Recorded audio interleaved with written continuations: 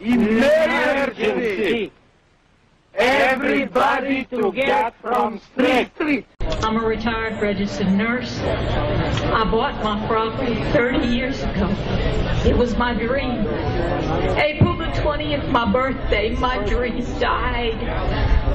And I'm grieving for myself and for the people of this island and everyone along the coast, because we have all been so grievously wounded, and we have a company that lies and can't wait to haul ass, and they will leave us behind sick and dying.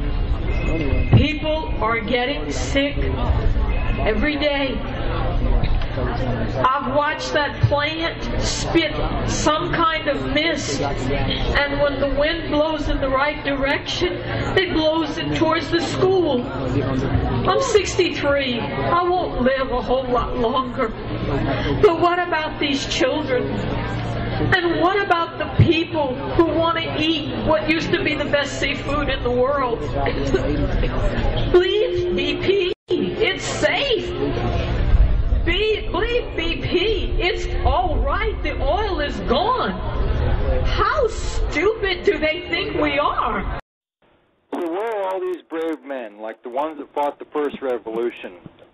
They've been made mute by video games and football. They have been made effeminate by liberal upbringing into accepting the gay lifestyle. And they have been made into metrosexuals and neutered. It has been suggested that there are 10 million militia men and women in this country. That may be so. But do we have the men with the right kind of men, the men with the fortitude and principles, and men with big enough kahunas that they can stand up to authority and put them on the line? Or do we have men that will drop their arms because their mascara is running? Only time will tell, and may history favor the brave.